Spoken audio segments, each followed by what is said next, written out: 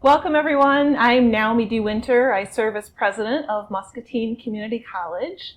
And I was so thrilled to receive an email from my colleague, Rachel Riley Smock, whom I've known for several years as the English language acquisition teacher here at the college. And I know she's changed lives, many, many lives along the years. And she reached out to me not too long ago and wondered if I wanted to touch base with one of her children, Sam Riley, whom I remember as a former student, a graduate from MCC himself. And of course I said yes, I would like to talk to Sam and learn about what he's been up to the last few years, but I didn't want to miss the opportunity to share what my conversation was with Sam and Rachel with our audience. And so here we are in the video studio at the college learning about what Sam has been up to in the last several years. It includes a book, a copy of which that was gifted to me, and I will get it signed and leave a copy in our library as well. But an example of just an amazing graduate, and we were lucky to have played just a small part in his role when he was a student just a few years ago. So I'll turn to Sam and Rachel. Thank you for being Naomi. here. Thank you very much. Thank you for having us. I'm delighted. Yes. So maybe I'll start with you, Rachel. Okay. I know we've known each other as you've been the instructor for our English language acquisition program. Mm-hmm. Tell me about your experience and tell me about some of the amazing students you've had, and then we'll turn it over to Sam. Yes, well, I'm starting my 10th year here now teaching as an English language acquisition teacher. And as you know, we have quite the international community here in Muscatine. And so I have students from all over the world. And I teach face-to-face here on Tuesdays and Thursdays, 9 to 12.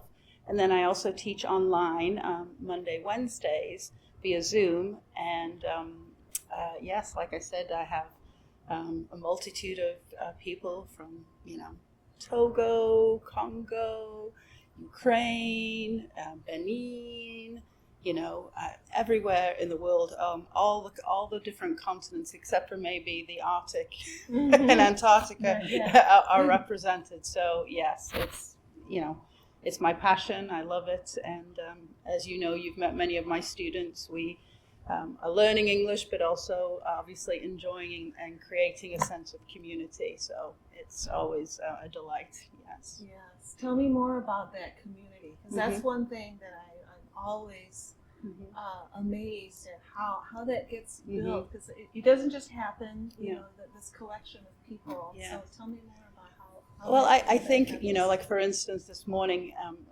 we just started the summer session, and so I have a few new students online and in person, and that's one of the things I talk about with the students is, this is not just an English class. You are new to this community, you're an immigrant and new to the country.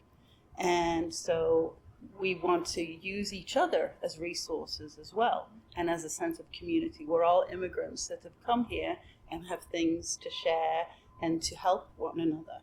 And so you're never alone. If you have a question, no question is silly. Please also, as well as learning the English language, learning about the community of Muscatine and what resources there are, etc., and things like that. And one of the things I always tell them about is that I know what it's like to be in a classroom and not speak the language, because I grew up in Europe and my parents didn't send me to the international school or to the American or English school. They said, no, we're going to teach you, you're going to go to the local school. So I had to learn the languages.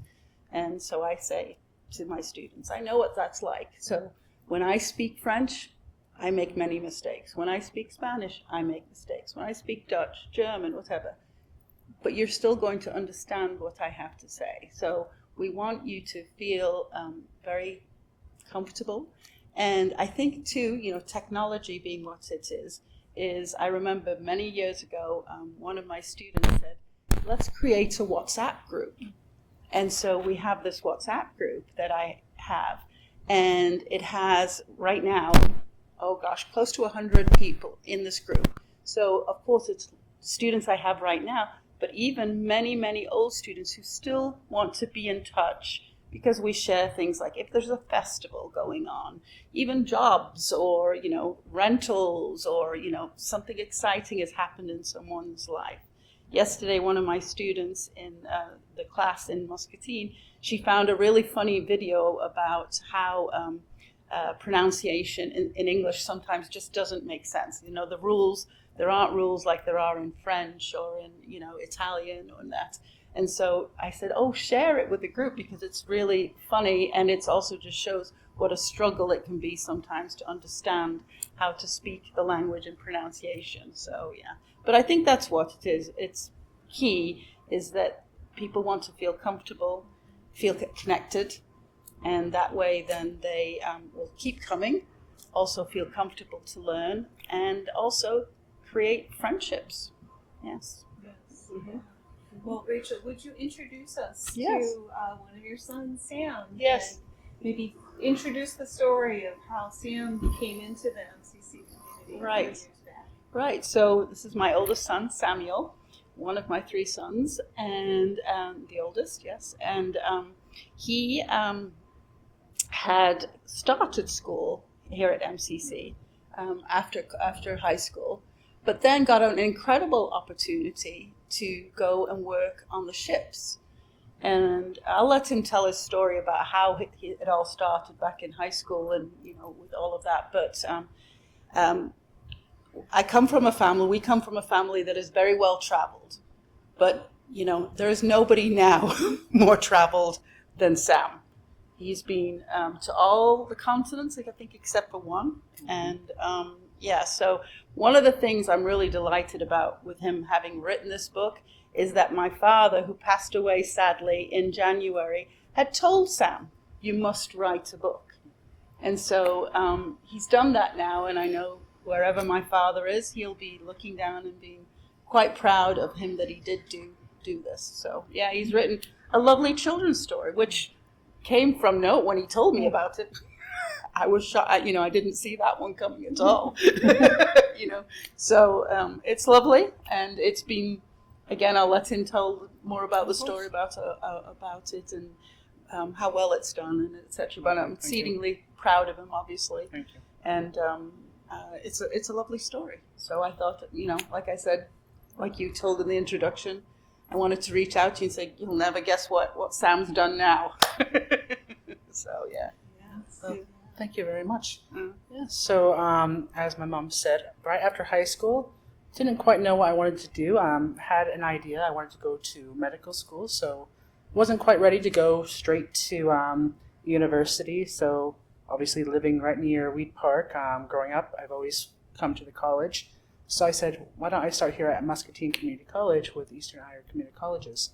And started, got right to the end. I had maybe 3 more classes until I got my associates. And then I was just browsing Indeed, and I saw this random job that popped up that was aquatics director, lifeguard manager, instructor with International Cruise Line. And I said, whoa, this is never going to happen. I was just having a laugh. So I posted my resume, and then within 5 hours, I got an email that said, we'd like to interview you.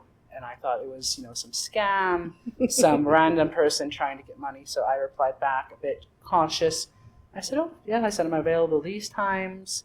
Let's go ahead and do this. And so I started the interview process. Took about a month altogether because I had to interview with HR, then a port captain who's in charge of all the ships down in Miami. And then at the end of that interview with the port captain, he said, well, how soon can you be in Miami? Which was an instant shock. And I said, I have to get my things in order. 3 weeks. So I said, if you give me 3 weeks. So I was down in April of 2017.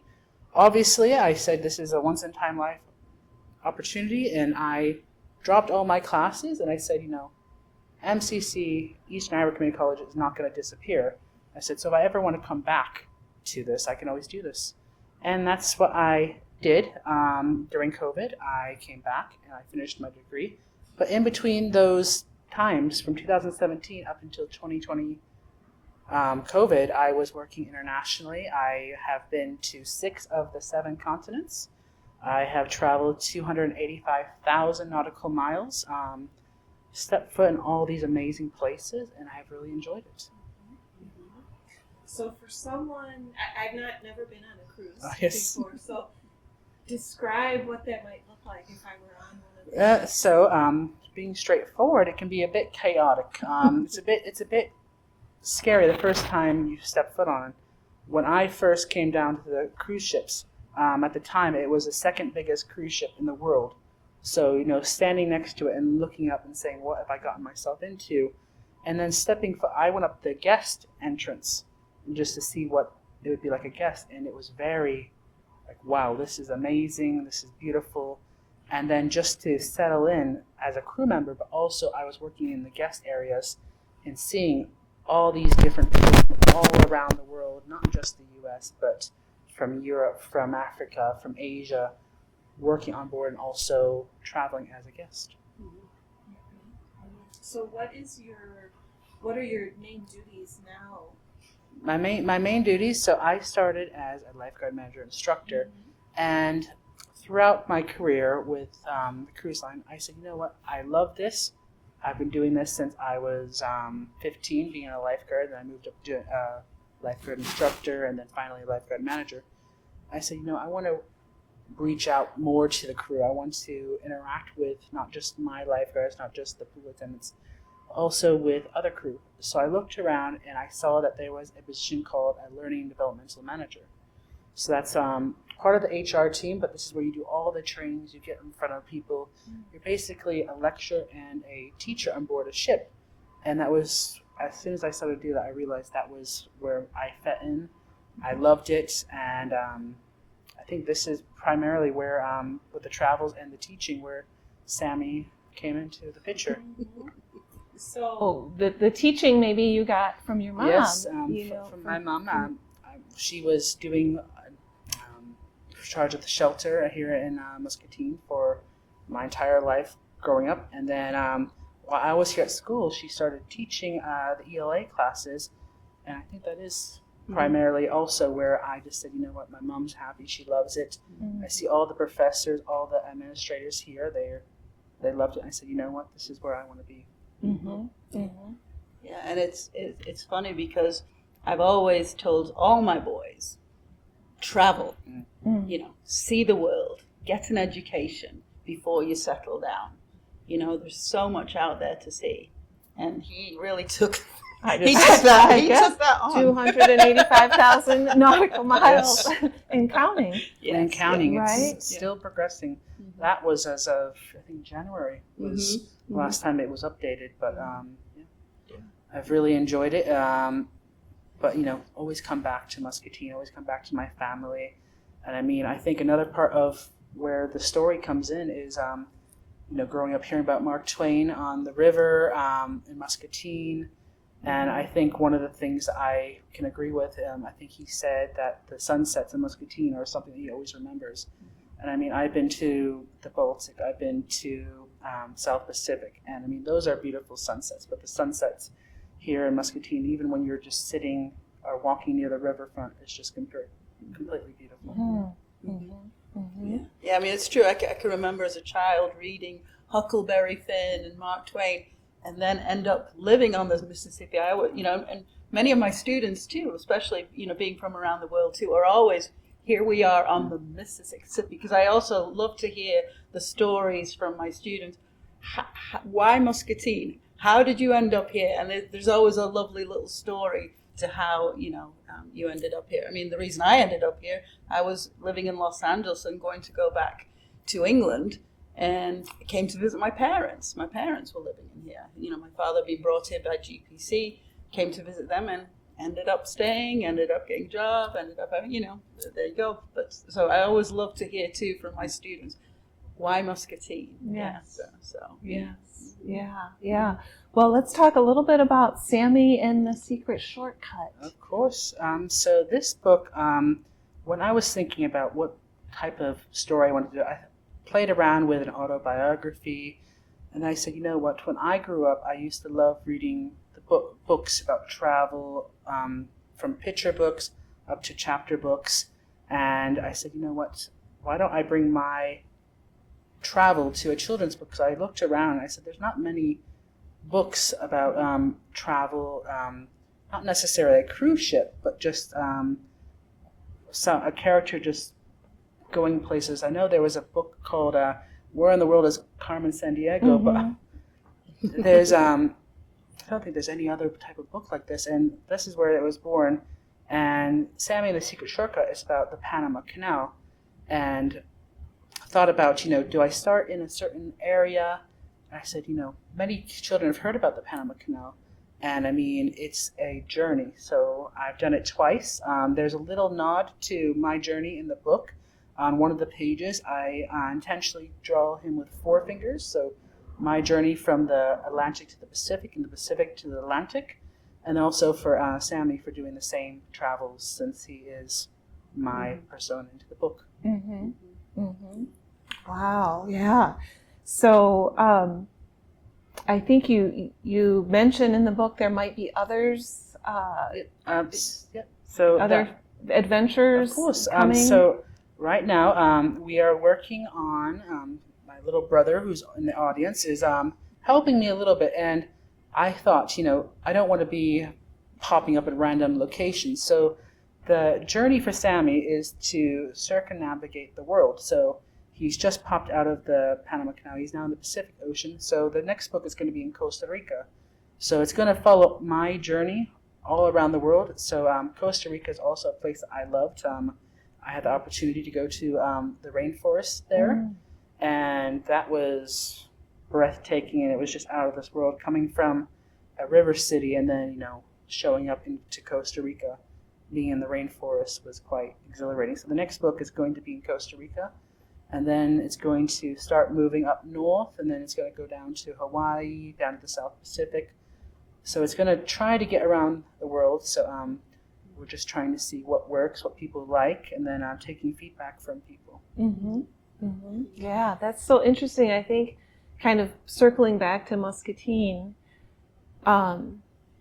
there have been lots of opportunities for Muscatine students, including college students and high school students, to travel to places like China and other places. Some of our programs have had opportunities through grants to travel to, Europe and other places. And I think that's such a unique opportunity when we can build that into a program. One of our agriculture instructors, I think he traveled to Scotland this summer, and we had a conversation about how do we build that in again for students, because it's so important to see, even from a program perspective, what does agriculture look like in a different country, and how do they work the fields, and what technology do they use? So I think that too is interesting, that you as an alumnus, have brought that back into the awareness of people. Oh, absolutely. There's no better education than traveling and new experiences, meeting new people, different cultures, different languages. Yeah, absolutely. Mm-hmm. And it's so funny because Betty Collins, the old children's librarian, is a great friend of mine and also lives across the street from me, and our children grew up together. So when I told her too, guess what Sam's done? She couldn't believe it too, So it's been, it's just a lovely story, and hopefully people will enjoy reading it in that. It's, it's really educational, pleasant, and it's in, what do you call it, prose? How you've written it too, like in, you've not written it, it's not just, it's like it's a children's book. It's it's rhyming, so it's very fun, and it's enjoyable for the parents and for the children. it's not just a straight, here's the Panama Canal. Yeah. It's more about a fun adventure while still bringing in the ideas of how the Panama Canal with the locks, going through the lake, going through all these places, and then just seeing the beauty. Because where these pictures came from, or from my actual pictures of going through the Panama Canal, is that I looked at them and then I was using Photoshop, I was using Canvas to make these things, and taking the idea. I'm not a great hand drawer, but with Canvas and with Photoshop, I was able to bring Sammy. Didn't want him to be an exact copy of me, but obviously I wanted him to have the aspects, and just was sitting there, and I said, you know what, I think this is how I wanted to do it. And I've had several people. The book has been in North America, US, Canada, down in Mexico, over in Europe, England, Ireland, Australia, Spain, Sweden. So, I mean, most of that is family, and also my colleagues from working on the ships who had bought it. And I got a nice message a few days ago from one of my friends saying that she gave it to one of her friends, and their daughter absolutely loved the book. And that's so great to hear as someone who's just started this pathway. And also, funnily enough, I got a message just a few weeks ago. Last year, Sam lovingly said, "Hey, Mum, I've got an opportunity. Do you want to go on a cruise?" And only myself and my middle son had a passport. No one else, had a passport. So we were the only ones, because it was a quick, turnaround. And anyway, we went. It was down in the Caribbean, and it was lovely. But I met a lovely couple from Australia and became friendly with them on the ship and things like that. And that she just sent me a message, because of course we're Facebook friends, that she's bought it for her grandchildren. The story, so how it's all full circle. Yes. Yes. Now you mentioned some countries I think that are not English speaking. Has it been translated? So I'm looking. I'm speaking to some of my friends and my people who live in Spain, who live in Mexico, and I have a friend, Sammy, who lives down in Mauritius, which is a French-speaking country. So I've asked them to say, how would it work? The translating. I know it's not just copy and paste languages, but how does the rhyming work? I speak a little Spanish, a little French, but not to the point where I could fully translate it, but just to see how it would go with a rhyming, or do we have to look at a different type of version of the book if it's going to be a, here's a sentence and then translate it to French to make it that way. But I would love to have it a rhyming way, because I think that's a great way for the children to enjoy the book and to learn. Makes them use their imagination too when you read the book, as I'm sure you did. It's very vivid, and the descriptions of the animals and the sounds, and Yes. Now you came and visited maybe a month ago or so, and I had it on my desk. I thought, all right, I don't have time right now. I'm in the middle of something. I'm going to take it home, and read it over the weekend. And then I thought, nope, I'm going to stop whatever I'm doing and read it, because I just want to be in the moment, and you were telling me about the cruise that you took, and of course then I remembered, the times that we crossed in the hallways and such. So I had to just stop everything and read it. Yeah. Well, I want to ask you to sign the copy. Of course. As I promised, I will give it to our library. Thank you so much. It'll be available. Let's try not to hit the microphone. Thank you. Problems of being a lefty.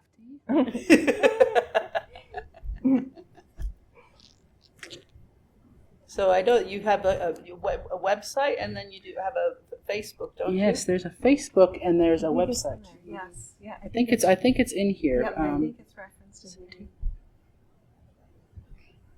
So, yep.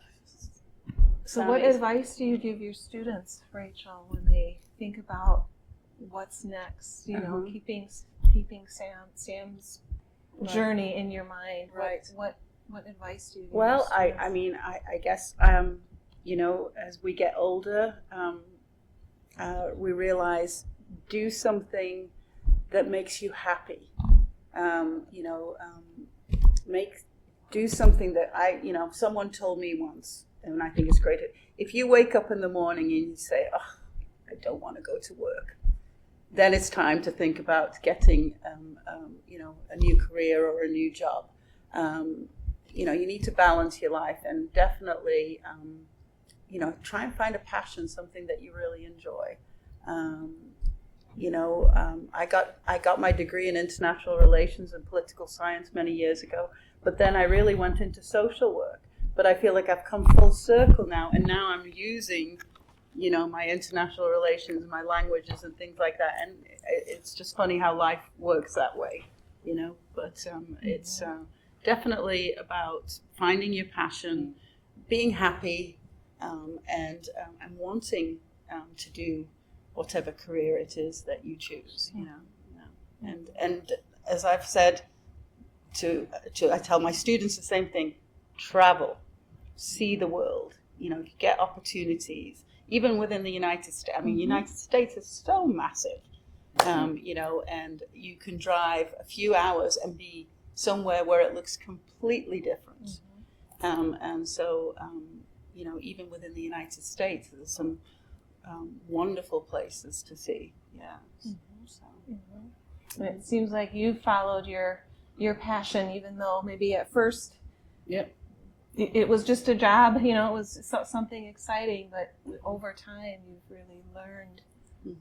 I mean, I think at first I thought as a job, I said, okay, I'm going to go try this out. If I don't like it, I'm in the U.S., every few days I'm back in Miami, so if I don't like it, I could always just fly home. But from the moment I joined the ships and I was traveling, it was just amazing, going to sleep and waking up in a different country, which is unheard of, and it was amazing. I loved it, and I've done it for 8 years now, besides with COVID, it's a little pause, but keep on going back out to the sea. I love it. One of my favorite things is all the people I've met along the way. I know if I'm in a certain country, I can call up my mates and say, I'm here, let's get together. I was just down in South Africa last year. I was in Durban, and I had friends who lived there, so when the ship pulled in one morning, we were there until about 5 p.m., so I sent them a message, hey, let's go out and let's go see Durban, show me what do you do? And we went out, we went for an adventure. They showed me wildlife, and I mean, they went up, they said, if you keep on driving for 45 more minutes, there's a a safari park. And that was just mind-blowing. Didn't get the opportunity to go there, but been all around. I've really enjoyed it, and I think that's where my passion is, and I'm going to hopefully keep on doing it unless I find something that pulls me back home. Tell them who you met a few weeks ago in Sicily. Sicily. So I was in Palermo, and I got a message from Salvatore Vitali, who owns Sal Vitali's. He was there, and he said, "Are you going to be in Italy soon?" And I said, "Of course." So I sent a message back. I said, "I'm going to be in Palermo every week on a Wednesday."